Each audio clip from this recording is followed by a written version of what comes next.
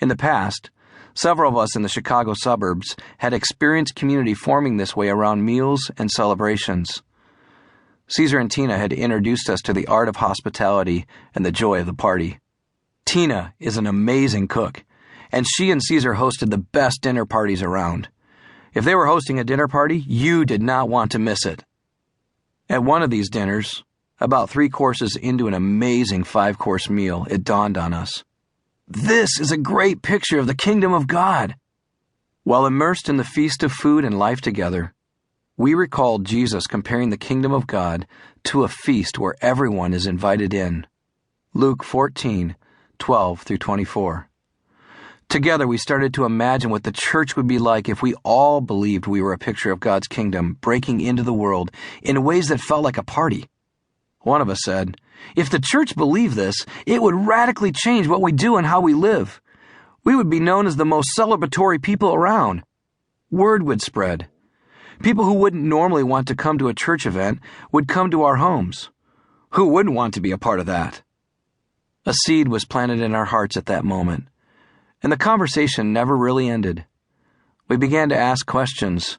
What if we were to start a church that feasted and celebrated around Jesus together? What if our homes were intended by God to be some of the primary spaces in which the ministry of the church should take place? People could be welcomed in, cared for, and experience belonging to a people who enjoy one another and life together. This would transform people's perceptions of the church.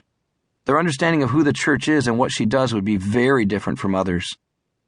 As a result, people would come to understand Jesus in an entirely new way. If church were more like a feast, and ministry took place regularly in our homes, everyone could join, and anyone could do it. Everyone loves to feast and celebrate together, and anyone who knows and loves Jesus can host a party around him. Jesus' church celebrates and feasts together. His people live life to the fullest for his glory and learn how to do the normal, everyday stuff of life for his glory. Not just parties and feast, everything. This isn't a new idea. God called his people Israel to remember him and show the world what he was like through the everyday stuff, the big and the small. The special feast, which were extraordinary, were meant to remind them that everyday meals mattered as well. Parties are God's idea. During the Israelites' parties and feast, they were to remind one another that all of life was to be done as an expression of their love for God. God called them to see their celebrations and feast as an expression of their worship. He wanted them to use something mundane and everyday, eating, as a reminder that he is to be the center of all the everyday stuff. God is brilliant, isn't he? He wants us to see that all of life, every aspect of it, is a good gift from him. He wants our hearts to cry out, "God is so good!" in the middle of everyday life. He wants us to eat, play, create, work, celebrate, rest, and relate to one another for his glory.